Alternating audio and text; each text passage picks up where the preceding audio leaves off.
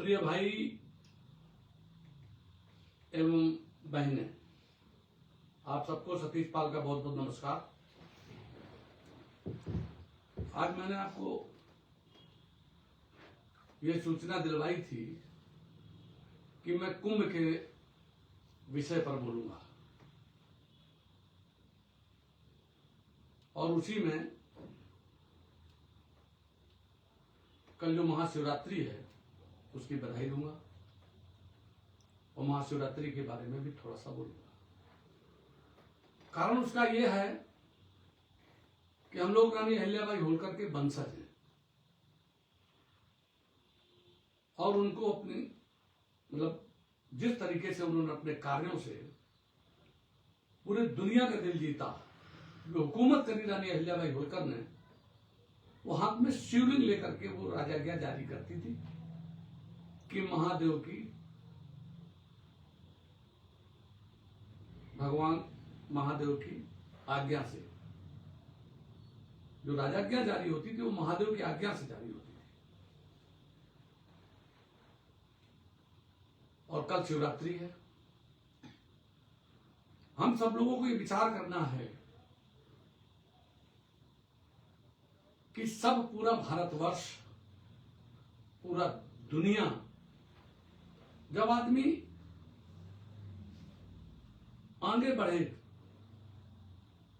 तो उसको दुनिया, अंतरिक्ष माने पृथ्वी, वायुमंडल, अंतरिक्ष, सबके बारे में सोचना चाहिए। और जब वो अपने से, परिवार से ऊपर उठना चाहिए, इतनी ऊंचाई तक सोचना चाहिए। और जब जीव जंतु के बारे में सोचो तो अपने सनातन धर्म में जैसा कहते कि 84 लाख योनियों में मनुष्य की योनि सबसे सर्वश्रेष्ठ है। मनुष्य का मतलब मनुष्य और स्त्री दोनों, पुरुष और स्त्री दोनों, इस योनि को इसलिए सबसे सर्वोच्च कहा गया क्योंकि हमारे अंदर विवेक है। और किसी भी उसमें विवेक नहीं है। इतना थोड़ा बहुत जैसे कुत्ते में होता है, तोते को सिखा दिया जाता है, इस टाइप से तो है। लेकिन मनुष्य सर्वश्रेष्ठ है, जिसने अभी तक प्राण फूकने के अलावा और ज्यादातर जगह पे विज्ञान पहुंच गया है। और विज्ञान और अध्यात्म का ही संगम कुंभ है। दोस्तों, कुंभ को देखना है, टेलीविजन पे देखो। जितना वहां पर बहुत सी चीजें लगी हुई हैं कि इतना करोड़ आदमी रोज नहा रहा है, इतना लाख आदमी नहा रहा है, सब विज्ञान के माध्यम से आपके पास आ रहा है। कोई हवाई जहाज से आ रहा है जो विज्ञान की तरफ, विज्ञान के द्वारा वो किया गया। कोई गाड़ी से जा रहा है, ट्रेन से जा रहा है, बस से जा रहा है और अपनी गाड़ियों से जा रहा है, चार पहिया से जा रहा है, कोई इनोवा से जा रहा है, तो कोई किसी से जा रहा है, कोई किसी से जा रहा है। मैं गया था कुंभ में, तो मुझे ये बातें आपको इसलिए बतानी है दोस्तों। समझो आप, जब मैं पहली बार 2004 या 5 के आसपास यहीं पर एक छोटा सा कुंभ लगता है हर साल माघ के महीने में, जब लोग गंगा के किनारे, एक व्यवस्था फरुखाबाद में भी होती है, रामनगरिया मेले में, वहां भी लोग बसाए जाते हैं। सरकार की तरफ से व्यवस्था होती है बहुत सी, और लोग माघ के महीने पूरा एक महीने गंगा के किनारे रहते हैं। इसी तरीके से प्रयाग में भी हजारों, बहुत एक गांव सा बस जाता है बहुत बड़ा, जो इस समय तो ये शहर बड़ा सा बसा है। और उस शहर में रोज आने वाले लोग 1 करोड़ अगर हैं अभी तक 61 करोड़ लोगों ने वहां स्नान किया है, जिसमें पूरे दुनिया के लोगों की निगाहें लगी हुई हैं। दुनिया के लोग उसको कर रहे हैं, अमेरिका सहित, कि आखिर ये है क्या। क्योंकि सनातन धर्म ही एक ऐसा धर्म है जिसके मानने वाले लोग हैं जो इस परंपरा से एक पानी की डुबकी लगाने में, उस संगम में जहां पर गंगा और यमुना, गंगा उत्तर की तरफ से, यमुना दक्षिण की तरफ से, एक यमुनोत्री से निकले, गंगोत्री से निकले,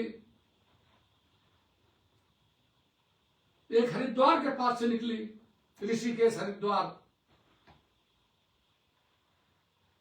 और एक उसके पश्चिम साइड से होते हुए दिल्ली के पास से आके,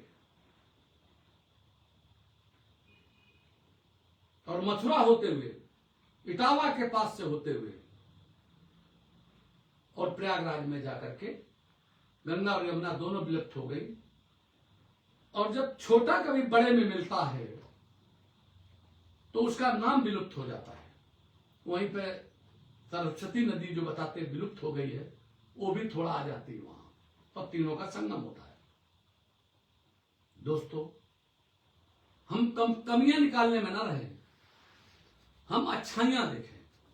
मेरी बहुत लोगों से बात होती है, कोई नास्तिकता की बात करता है, कोई आस्तिकता की बात करता है, कोई अध्यात्म की बात करता है, कोई ढोंग कहता है, कोई कुछ कहता है।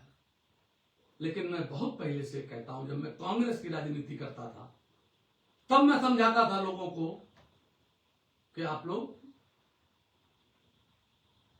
21 जनवरी 1985 को मैंने सबसे पहला कार्यक्रम लाजपत भवन में उत्तर प्रदेश पाल प्रतिनिधि सम्मेलन कराया था। स्वर्गीय चौधरी नरेंद्र सिंह साहब जो कुर्मी बिरादरी से थे, वो उसके चीफ गेस्ट थे, मैं उसका संयोजक था। बहुत ऐसे कानपुर के लोग थे जिन्होंने मुझे उस समय नेता बनाने के लिए पैसा लगाया और कार्यक्रम को कराया। पूरे उत्तर प्रदेश के लोग भाग लिए। उसकी प्रेरणा मुझे मिली थी बंसलपुरवा गांव से। जब मैं 1982 में प्रधान हुआ और ब्लॉक प्रमुख का चुनाव लड़ा, इसके बाद उस कार्यक्रम में आया तो मैंने देखा गांव में 4-5 हजार आदमी इकट्ठा था और एक न्यूज भी नहीं निकली, किसी ने जाने नहीं। जंगल में मोर नाचा किसने देखा? उसी समय मैंने सोचा था कि मैं एक कार्यक्रम कराऊंगा, और वैसी परिस्थिति आई 1985 में, 82, 3 साल के अंदर मैं इसको कई बार बता चुका हूं। तब मेरे पास 500 रुपए नहीं होते थे, और शायद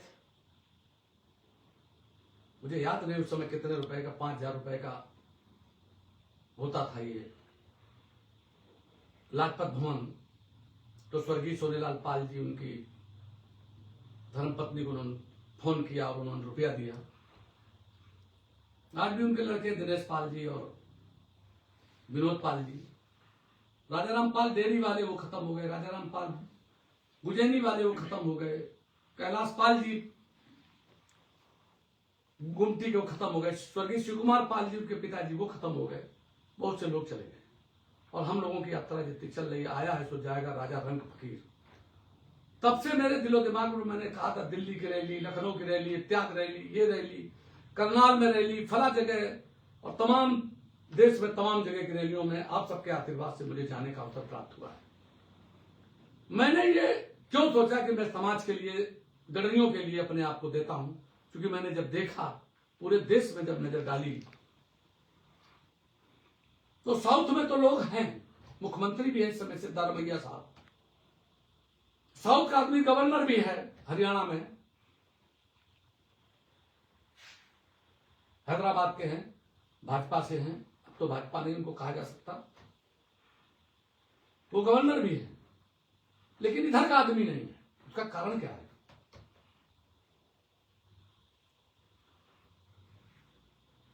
उस पर विचार करने के लिए उस पर बहुत सी बातें कहनी है।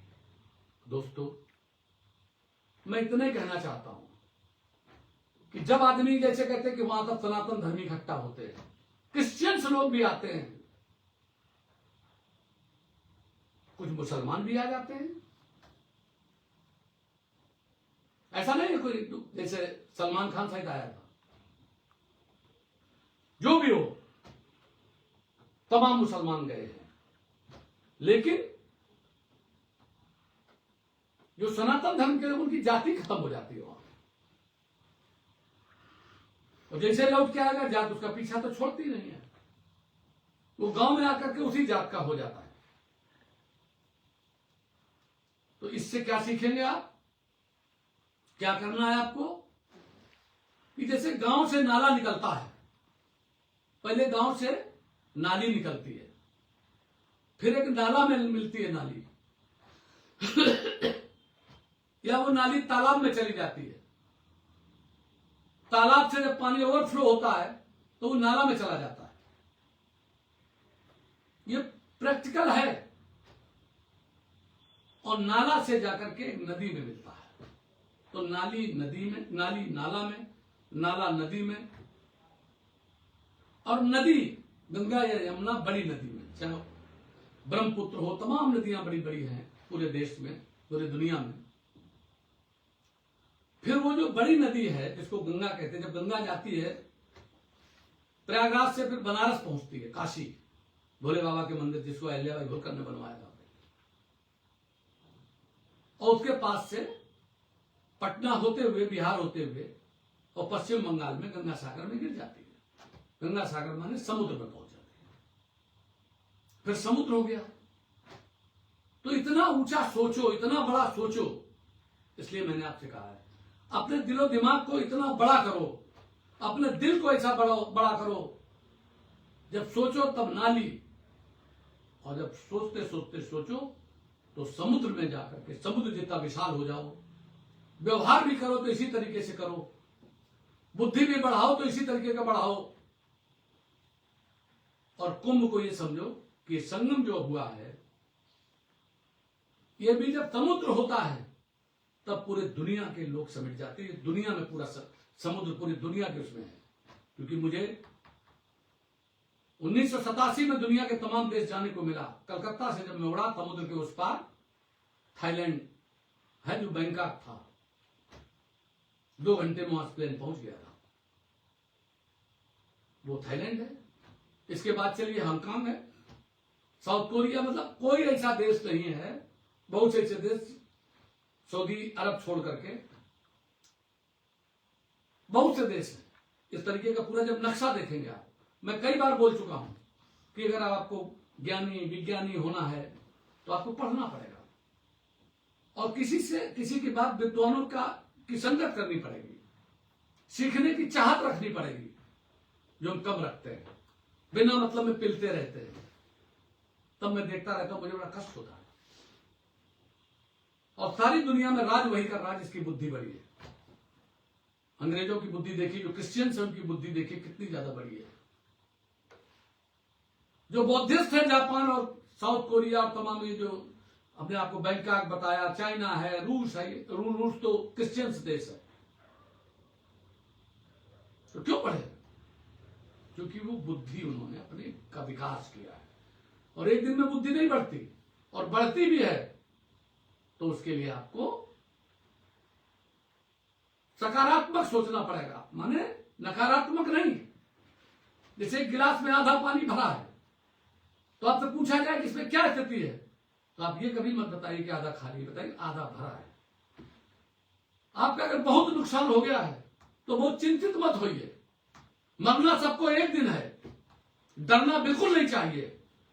और 2 चीज से तो कभी मत डरिए, जेल से और मृत्यु से। फिर देखिए मजा। और हिंसा मत कीजिए, कभी किसी के प्रति नफरत मत करिए। आज इस अवसर पर मैं आपको ये बता रहा हूं, और मैंने अपने जीवन में ऐसा किया। सोना जब बहुत तपता है तब खरा होता है। जब पत्थर के ऊपर, जब रामलला में जो मंदिर, जब वो मूर्ति लगाई गई है, उसको जब बनाया जिस उसने, उसका अगर वीडियो डाल दिया जाए तो जाने कितने बार उसने कितने टांके मारे होंगे, कितना हथौड़ा चलाया, चैनी चलाई। हो सकता है उसके ऊपर बैठता भी रहा होगा, लेकिन वही पत्थर पूजने लगा और उससे निकले हुए टुकड़े तो आज वही पड़े होंगे। ऐ दोस्तों, मैं आपसे कहना चाहता हूं कि बार बार कहा है मैंने कि आप उत्तर प्रदेश के निवासियों, उत्तर प्रदेश के वासियों,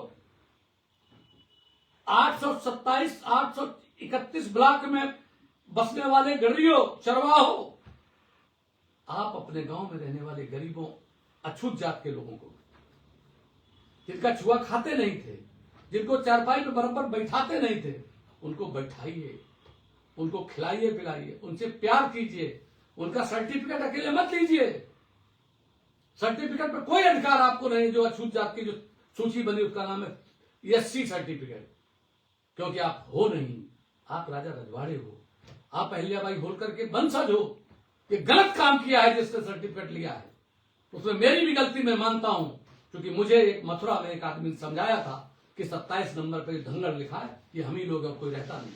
तो मैंने कहा ये तो इसमें तो मेरा हक बनता है अगर कहीं मेरा करा गया।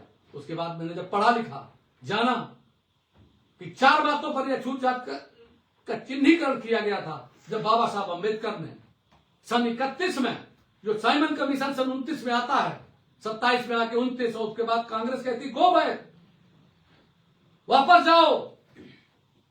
लेकिन बाबा साहब ने कहा नहीं, मैं डबल गुलामी झेल रहा हूं। एक तो सवर्ण और बैकवर्ड क्लास के लोगों को गुलामी, तब बैकवर्ड नहीं कहा जाता था।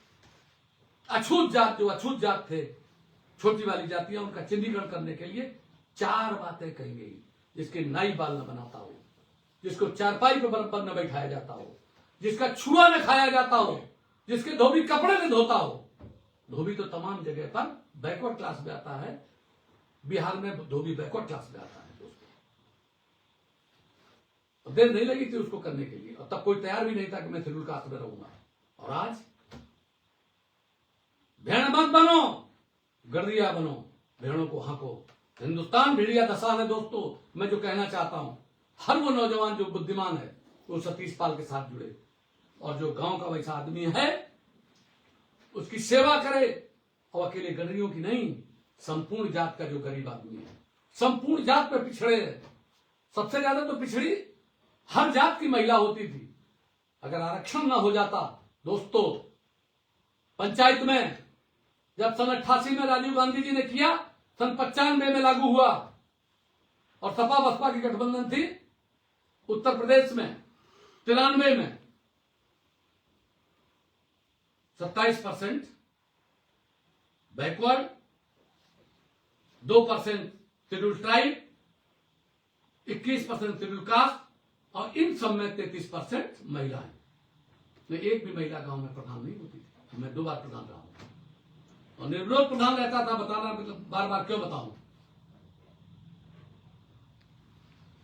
दोस्तों। आर्थिक रूप से तरक्की करो। प्रथम सुख मैंने कहा है, कई बार कहा, मैं तमाम चीजें बार बार बोलता हूं। जैसे 4 ये जो बताता हूं तो मैं ऐसे बताता हूं। और एक बात ध्यान रखना, सत्य की ही जीत होती है। सत्य कभी पराजित नहीं होता, परेशान होता है। और ये जो झूठा जिस तरीके से हमको कहा गया, मैंने तत्काल सुधारा। जैसे ही मैंने हाईकोर्ट में देखा कि हाईकोर्ट में एक रिट पिटीशन में, जो आगरा में टूंडा से जो पहले विधायक हुए एसपी सिंह जी, इनके खिलाफ रिट हो गई थी, और ये चले गए। फिर बाद में अगर चले न जाए तो इनकी रिकवरी हो जाती, इनके खिलाफ ऑर्डर होने वाला था। लेकिन मुझे चिंता अपने परिवार की है, अपने बिरादरी की है, कि जिस दिन तुम मुकदमा हारोगे होगा क्या।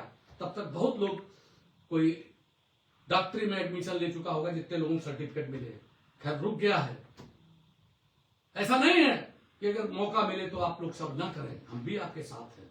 लेकिन मुझे मालूम है कि आप हार जाएंगे। आपको देख करके दूसरे लोग, समाजवादी पार्टी के लोग, उनके नेता लोगों ने हमसे कहा कि आप बनवा लीजिए, टावर लड़ जाइए, मैं आपको अपने दल से लड़ाता हूं। अरे मैंने कहा मुझको बेवकूफ आप मत बनाइए, जिनको बना लिया उनको बना लिया। ये चाहते हैं कि मेरी बिरादरी के बैकवर्ड क्लास की लड़ाई से बाहर निकल जाओ। दोस्तों, राजनीति समझो। सतीश पाल आप सबके आशीर्वाद से राजनीति में बहुत जानकार हैं। अब तक मेरा अंदाज गड़बड़ नहीं गया है, और मैंने तो पूरा जीवन दे दिया है। मेरा परिवार है, मेरे बेटे हैं, लेकिन वो सब आपके आशीर्वाद से ठीक हैं और आप हो। जब चले जाएंगे तब याद करोगे जो आज मैं कह रहा हूं। सुप्रीम कोर्ट में रिट पड़ी हुई है, इसलिए कुंभ के अवसर पर जो आज मैंने बोलना शुरू किया, संपूर्ण कुंभ की तरीके से इकट्ठे हो जाओ एक जगह पर, जैसे कुंभ में लोग पहुंचे हैं, और सब जातियों की सेवा करते हुए राजनीति का जो फैसला करोगे। मोदी और योगी, आज मैं भारतीय जनता पार्टी में हूं, लेकिन मैं आपका स्वाभिमान कभी गिरने नहीं देता, और आप सब लोग भी मेरे साथ हो, इसलिए मैं आपसे इतनी बात करता हूं। दोस्तों, मैं ये कह रहा हूं, एकत्रित हो जाओ, और 27 के चुनाव में आज जो सिर्फ अभी एक, जब याद होगा कि एमपी के चुनाव के बाद जो 7 सीटें बनी हैं, 7 विधायक बने उत्तर प्रदेश में, उसमें एक गड़रिया बिरादरी के खाते में गई है, पश्चिम की मिथिलेश पाल, तो 7 में एक गए, समझो। और अगर आपने उस समय पर पूरी तरीके से ना अगर वो किया होता तो आपको टिकट नहीं मिलता। अब ही मैं बता रहा हूं, सुधर जाओ। मैंने आपसे कहा, आपके जितनी आबादी है लोधी समाज की, थोड़ी सी 2 लाख, उत्तर प्रदेश में ज्यादा 3 लाख बस। परिवार रजिस्टर के आधार पर 2001 में इसकी काउंटिंग हुई है, उस किताब मेरे पास रखी है। और उसके बाद तुम्हारे कितने इस समय पर जो शेड्यूल कास्ट से जो फर्जी सर्टिफिकेट या जो सर्टिफिकेट से हो गए, उनको मैं नहीं जोड़ूंगा, क्योंकि भारत के संविधान में एक बात ध्यान रखना, धर्म तो बदला जा सकता है लेकिन जात नहीं बदली जा सकती है। यदि कोई लड़की, बैकवर्ड क्लास की लड़की, आपके बिरादरी की लड़की किसी शेड्यूल कास्ट के लड़के के साथ शादी कर लेगी, तो शेड्यूल कास्ट की सीट पर चुनाव नहीं लड़ सकती, बैकवर्ड के या सामान्य सीट पर ही लड़ेगी, प्रधानी का हो चाहे जो कुछ हो, बैकवर्ड सीट पे लड़ेगी। अगर शेड्यूल कास्ट की लड़की अगर आपके यहां पे करती है शादी, तो वो शेड्यूल कास्ट की सीट पर लड़ेगी और जनरल पे तो लड़ेगी। इसलिए मैं तो कहता हूं कि शेड्यूल कास्ट की लड़कियों को भी आप शादी में अपने आप बनाइए, अपना हृदय विशाल करिए, और दोस्तों हमारे पर जुड़िए। हम चाहते हैं कि एक बार मध्य प्रदेश में, राजस्थान में, गुजरात में, हरियाणा में, दिल्ली में, पंजाब में, उत्तरांचल में, बिहार में, चारों तरफ इस महाकुंभ के अवसर पर, महाकुंभ जो चल रहा है, इसके बाद सामाजिक न्याय क्रांति यात्रा निकालो, इसके बाद संपूर्ण क्रांति का काम करो, और 8 पिछड़ों का आरक्षण अलग कराओ। जो मंडल कमीशन है उसमें जो 27% है, वो अभी 2 ही जातियां सिर्फ खा रही उसको, बड़ी बड़ी जातियां हैं, उनका नाम मैं नहीं लूंगा, और लेने के लिए ले देते तो यादव है, कुर्मी है, अहिर है, कुर्मी है, क्योंकि वो लोग पहले से पढ़े लिखे हैं, वे अपना आपको नहीं दे सकते हैं। और ये लोग जब बैकवर्ड का रिजर्वेशन नहीं था तो सब सामान्य ले जाता था, तब ब्राह्मण, ठाकुर, बनिया, लाला ले जाता था, तब ये नहीं एक सीट ले जा पाते थे। आप सबके बीच बहुत सी बातें करनी है, इतने में मैंने थोड़े से सारी बातों को समेटा है, नौकरियों में भी समेटा, एमएलए एमपी में भी समेटा, कैसे सरकार में जाओ उस पर भी समेटा, आपको बताया है, और धर्म के मामले में भी बताया है, सारी बातें हो गई हैं। और दोस्तों बहुत बहुत धन्यवाद आपको, बहुत बहुत बधाई। कल भोले बाबा की पूरी वो करिए, और देखिए जिसकी भी करिए उसको सीखिए, उससे राम को मानो, खूब मानो, लेकिन राम की ज्यादा मानो, कि छोटे वाले भाई को अपने गले से लगाओ, अपने पिता की बात मान करके बन चले गए। इसी तरीके भोले बाबा की भी मानो कि औगणदानी है, किस तरीके से रहते हैं। हनुमान जी की मानो कि ब्रह्मचर्य रहे और निष्ठावान रहे। तमाम बातें बहुत कर दी, लेकिन बहुत बहुत धन्यवाद आप सबको, बहुत बहुत बधाई। मैंने जो बातें कही उसको आप उतारिए, बस मेरा उनको समय दीजिए, मेरा सहयोग कीजिए, मेरे हाथ जोड़ के आपसे अनुरोध है। और इस वीडियो को भी सबको ज्यादा से ज्यादा शेयर कीजिए, ज्यादा से ज्यादा लोगों तक पहुंचाइए और सारी बातें करिए। बहुत बहुत धन्यवाद। जय हिंद, जय भारत, सबको बहुत